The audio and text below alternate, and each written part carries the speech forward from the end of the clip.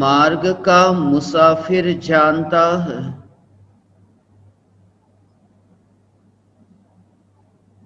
ज्ञान दीपक प्रज्वलित होते ही प्रज्वलित ज्ञान दीपक से आनंद भवन प्रकाशित होता है। आनंद भवन का निर्माण नहीं होता अज्ञान के घने अंधेरे में। जिस आनंद भवन का दर्शन नहीं होता था, ज्ञान के दीपक के प्रज्वलन से आनंद भवन का दर्शन हुआ।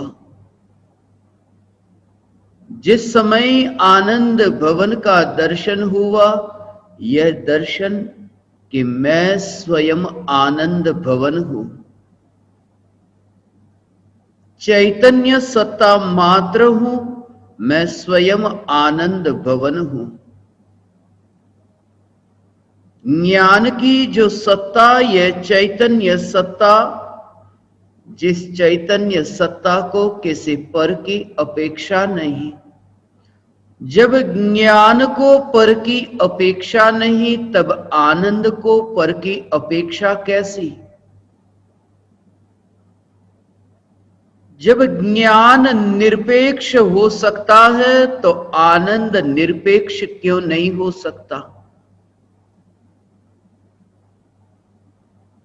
देह रूपी मिट्टी के योग में रहकर भी,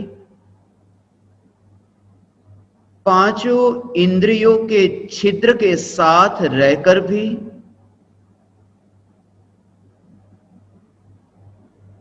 जो ज्ञान बाहर की ओर बहा नहीं, जिस ज्ञान ने देह का एक समय के लिए त्याग किया नहीं, जिस ज्ञान ने एक समय के लिए इंद्रियों का त्याग किया नहीं, इंद्रियों का त्याग करने के लिए ज्ञान को चाहिए कि वह इंद्रियों को ग्रहण करे।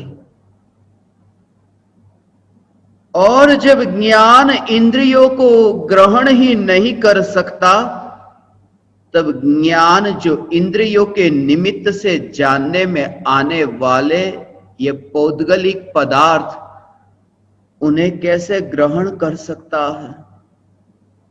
चैतन्य तत्व की अनुभूति और कुछ भी नहीं, ज्ञान की सत्ता के अतिरिक्त स्वयं की पहचान मिट जाना। चैतन्य घन पिंड आनंद घन, मैं भगवान आत्मा। ज्ञान अतीन्द्रिय है, इसलिए इंद्रियों के अधीन यह ज्ञान नहीं। ये जान करके दुखी होने की आवश्यकता नहीं। जब ये पुकार सुनी कि इंद्रियों के माध्यम से सुख मिल ही नहीं सकता, जब ये पुकार सुनी कि इंद्रियों के माध्यम से सुख को भोगा ही नहीं जा सकता, हाँ ये हो सकता है कि इंद्रियों के माध्यम से परमाणु का परमाणु से टकराहट हो, ऐसी टकराहट हो सकती है, मगर उस टकराहट में जो मरता नहीं, जो स्पर्शता नहीं, ऐसा ये ज्ञान, ये चैतन्य सत्ता मात्र परमात्मा। ये पुद्गल और पुद्गल की टकराहट हो सकती है, ये घर्षण हो सकता है, ये पुद्गल का पुद्गल के प्रति आकर्षण हो सकता है, मगर ज्ञान जिसका किसी की और आकर्षण नहीं।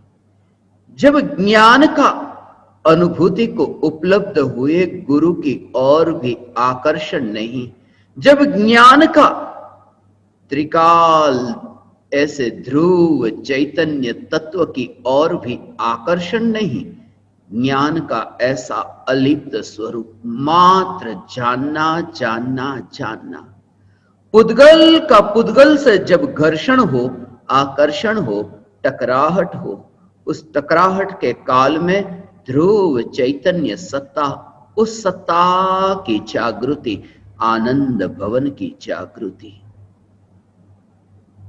भोगों को भोगा जा रहा है, ये टकराहट है और कुछ भी नहीं। जीव के परमाणु और रसगुल्ले के परमाणु, इन परमाणु परमाणु के बीच में होने वाली टकराहट है। ये टकराहट है और कुछ भी नहीं, मगर उस टकराहट में जो अस्पर्शी है, यह आनंद भवन, यह चैतन्य परमात्मा, मैं स्वयं आनंद भवन। पुद्गल और पुद्गल की टकराहट में मैं कहीं पर भी नहीं। इसलिए तो ढेर में ये पुद्गल के परमाणुओं का परिणमन ज्ञानी को स्वतंत्र दिखता है। यही कारण है कि ज्ञानी भोग को भोगते हैं, भोग को भोगते हैं, भवन में निवास करते हुए वे भोग को भोगते हैं। टेबल पर बैठे हैं, थाली में जो पकवान आए, रसगुल्ले आए, ये रसगुल्ले को ज्ञानी भोगते हैं। दुनिया ये देखती है कि ज्ञानी अपने भवन में बैठे हैं और भवन में बैठ करके ज्ञानी रसगुल्ले को भोग रहे हैं, मगर ज्ञानी की दशा तो ज्ञानी जाने। ज्ञानी की दशा यह है कि भवन के अंदर, भवन के भीतर रह करके ज्ञानी रसगुल्ले को नहीं भोगते। भवन पड़ोस में है और पुद्गल की टकराहट न्यारी है। पुद्गल और पुद्गल की टकराहट पड़ोस में हो रही है और भवन के भीतर तो कुछ भी नहीं, आनंद भवन।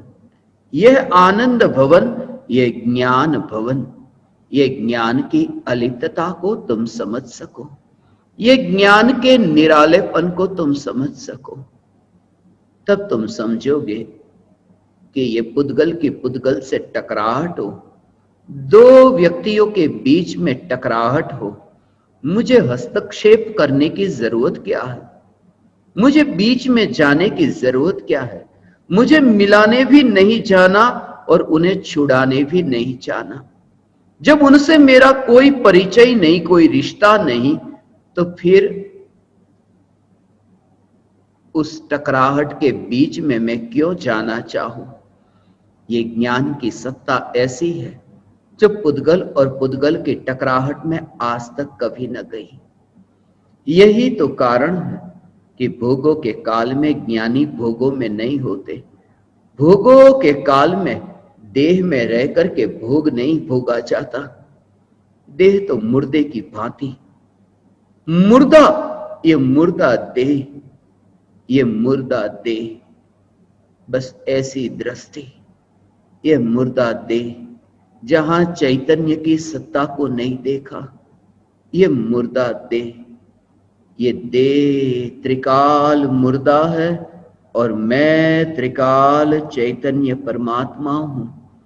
मैं त्रिकाल चैतन्य परमात्मा हूं, जिसका ज्ञान का ये जानने रूप प्रवाह, जिसको पुद्गल की टकराहट के साथ कोई संबंध नहीं।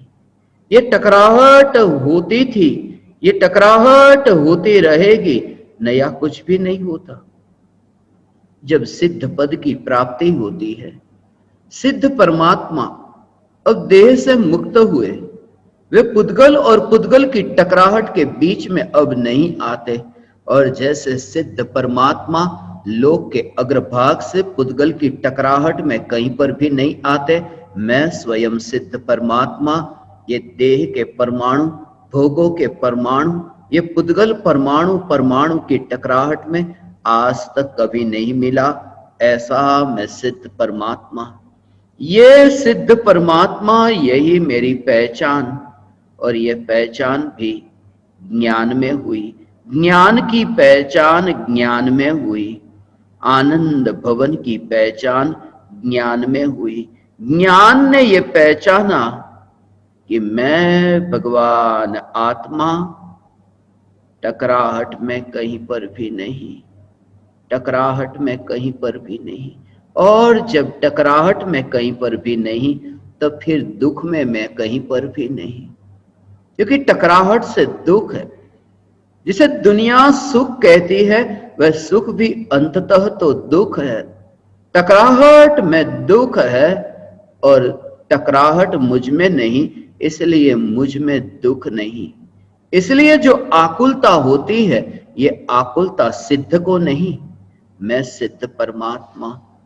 मैं जब तुमसे कहूं कि मैं सिद्ध परमात्मा, तब अनादि अनंत चैतन्य सत्ता को ही दृष्टि में लेना, देह के नाम को नहीं।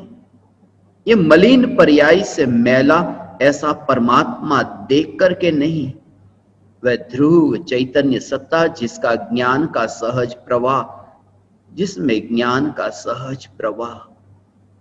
जैसे ये परमाणु की टकराहट तुम्हें स्वतंत्र दिखाई देगी, तुम्हें ऐसे ही दिखाई देगा जैसे सांस भीतर जाती है और बाहर आती है।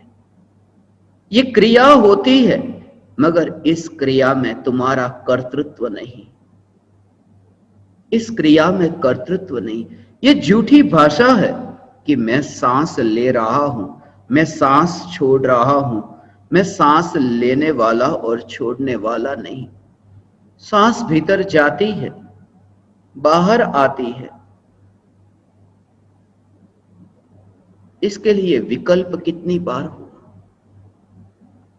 ये सांसें तो चलती थी, कितने कितने आयोजन की कि सांस में लूंगा, फिर भी हम पूरे जीवन भर इस भ्रम से भ्रमित होते हैं कि मैं सांस लेता हूं। वास्तव में ये क्रिया सहज हो रही है, वरना मृत्यु के काल में एक सांस और बढ़ा देता, हवा को और अंदर ले जाता, मगर नहीं ले जा पाता। मैं नहीं, वो भ्रम, वो भूतकाल में जो भ्रम था, उस भ्रम का पता चलता है, मगर पता चले तब तक तो सांस ही नहीं बचती, सांस समाप्त हो गई। अवसर था, सांस चलती है, तब ये अवसर था कि सांस मेरे कारण नहीं चलती। क्यों ये सांस मेरे कारण नहीं चलती? जब ये अनुभूति हो कि ये जो कार्य है, इस कार्य में मेरा कहीं पर भी कर्तृत्व नहीं, इस कार्य को मैं अपने से न्यारा देखता हूं। और जब मैं कहता हूं कि मैं इस कार्य से अपने को न्यारा देखता हूं, तब ये सांस का कार्य नहीं, ये राग का कार्य नहीं, ये ज्ञान के परिणमन का कार्य, ये जानना जानना जानना, इस रूप जो परिणमन हो रहा है, इस परिणमन का कार्य। जब ध्रुवता की ओर ध्यान गया कि जानने रूप परिणमन में परिणमित होता स्वयं को न देखा, जानने रूप परिणमन से न्यारे ध्रुव को देखा कि वहां ये देखा कि ये आनंद भवन त्रिकाल है। मैं स्वयं त्रिकाल आनंद भवन हूं, मैं स्वयं त्रिकाल आनंद भवन हूं। प्रति समय यह चैतन्य सत्ता की जागृति, हे ज्ञान दीपक, आनंद भवन का राजमार्ग, आनंद भवन का राजमार्ग।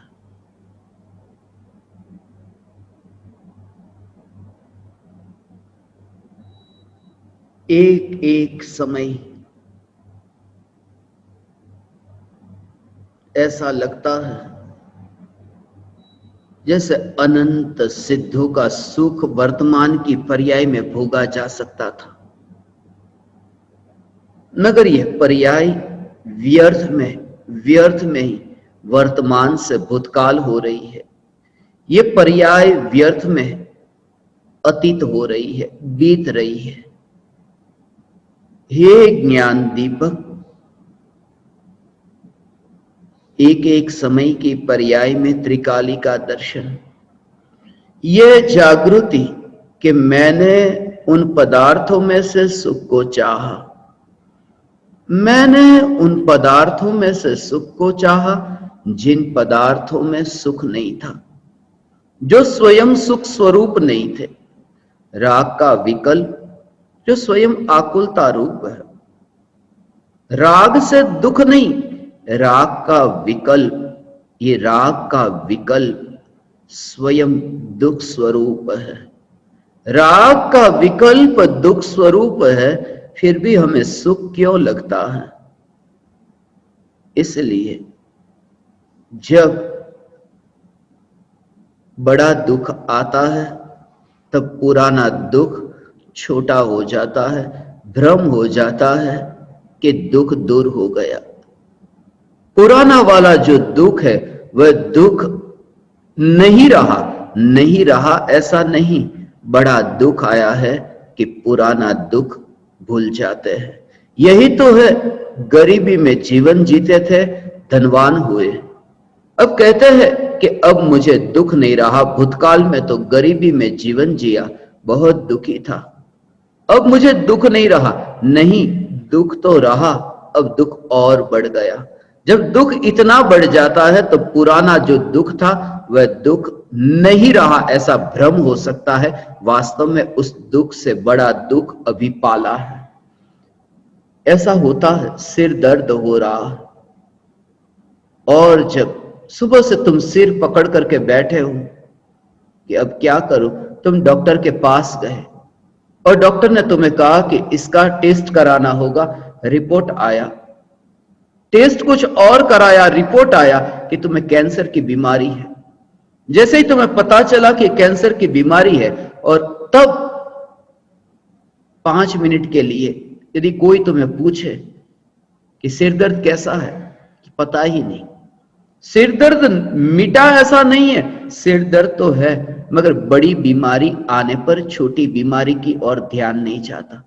अनंत बार ऐसा हुआ है, बड़ी बीमारी को पाल करके हमने छोटी बीमारी की ओर ध्यान देना बंद कर दिया और उसे ही सुख माना। ये बहुत बड़ा भ्रम है। और आत्मा की अनुभूति विकल्पों की पूर्ति नहीं। अज्ञानी ने जो सुख माना वह विकल्प की पूर्ति में सुख माना। विकल्प की पूर्ति होती है तो सुख है, और यदि माने कि विकल्प, ये विकल्प की पूर्ति, अज्ञानी ने विकल्प की पूर्ति में सुख माना। जो विकल्प उत्पन्न हुआ उस अनुरूप बाहर में कार्य हुआ, ये मैचिंग हुआ। जैसा विकल्प ऐसा बाहर में कार्य, जैसे भाव ऐसे ही बाहर में घटना। और कोई संबंध नहीं था विकल्प का और बाहर की क्रिया का, कोई संबंध नहीं था। दोनों की अपनी अपनी यात्रा थी। एक समय के लिए ज्ञानी को संबंध नहीं दिखता।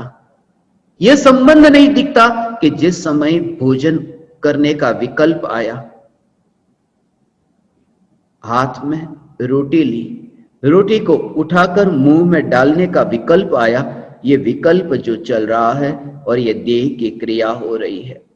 इन दोनों में जिन्होंने न्यारापन देखा, ये दोनों क्रिया हो रही है, मगर ये दोनों क्रिया में खाने की क्रिया हो रही है और खाने का विकल्प हो रहा है। और जिस समय जैसा विकल्प है ऐसी ही क्रिया होती है। अज्ञानी मानता है कि सुख मिला, और जैसा विकल्प है ऐसी क्रिया नहीं होती। अज्ञानी मानता है दुख मिला। अज्ञानी का जो सुख और दुख, उसकी परिभाषा ऐसी है कि जहां विकल्प के अनुरूप क्रिया हो तो सुख, विकल्प के अनुरूप क्रिया न हो तो दुख। और ज्ञानी यह मानते हैं कि ये जो विकल्प की उत्पत्ति है, ये विकल्प की उत्पत्ति मुझे हो रही है, ये विकल्प मेरे है, ये विकल्प चैतन्य में है। बस विकल्प से न्यारे चैतन्य की पहचान न होना, बस ये दुख है।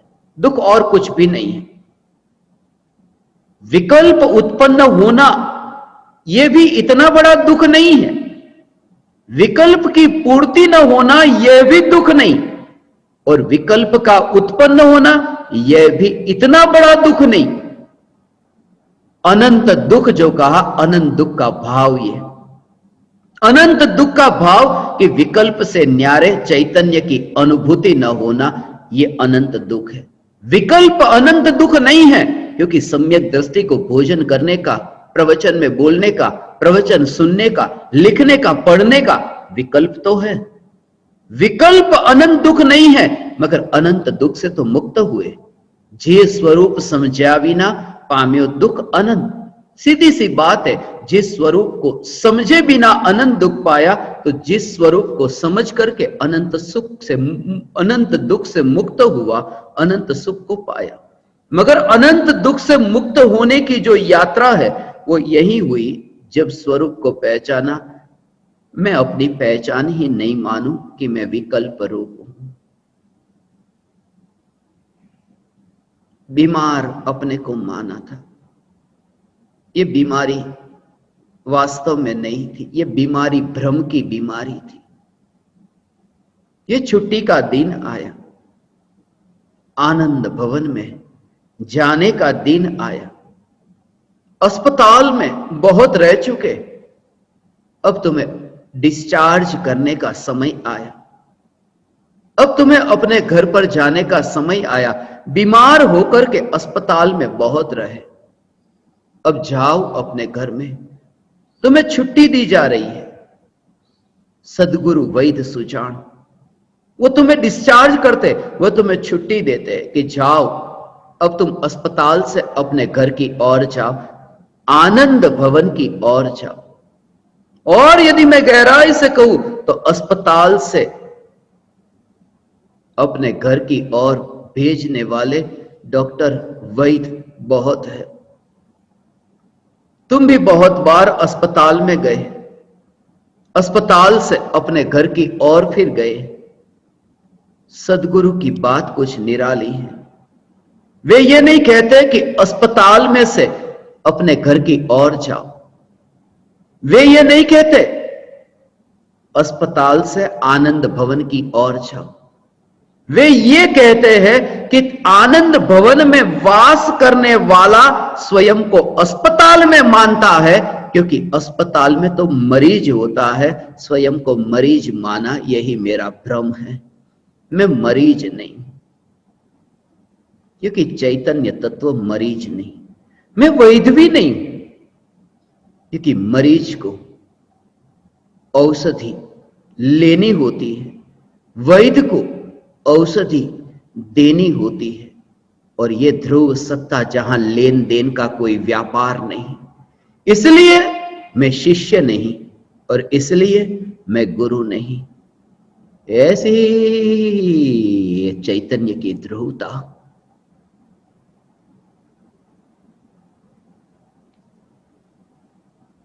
ये चैतन्य की ध्रुवता। हे ज्ञान दीपक, मैं आनंद भवन में हूं, ये भेद करके भी तुम आनंद से वंचित मत रहना। आनंद भवन में मैं हूं, ये भी एक भेद है। मैं कुछ और हुआ और आनंद भवन कुछ और हुआ। मैं स्वयं आनंद भवन हूं, आनंद भवन में नहीं, क्योंकि आनंद भवन तो ऐसा भरपूर है कि जहां किसी को प्रवेश ही नहीं मिलता। आनंद भवन, आनंद भवन पर्याय को भी प्रवेश नहीं मिलता। सिर्फ इतनी छूट है, इतनी छूट कि पर्याय द्रव्य का अनुभव कर सकती है, मगर पर्याय द्रव्य में मिल नहीं सकती, अभेद नहीं हो सकती, तन्मय नहीं हो सकती। पर्याय द्रव्य का अनुभव कर सकती है। यह अनुभव करने की छूट है, मिलने की नहीं। विचरण करने की छूट है, मगर वहां मालकियत कि अब मैं द्रव्य ही हो जाऊं, तो पर्याय के लिए भी यह सुविधा नहीं है। जब अपनी पर्याय जो द्रव्य में लीन होती है, उस पर्याय के लिए भी द्रव्य रूप हो जाए, ऐसी सुविधा नहीं है। नित्य ध्रुव हो जाए, ऐसी सुविधा नहीं है। यद्यपि यह कार्य पर्याय में होगा, आनंद का भोग पर्याय में होगा, आनंद का वेदन होगा, वह पर्याय में होगा। वेदन होता है पर्याय का वेदन, मगर उस समय भी आनंद भवन पर जोर है।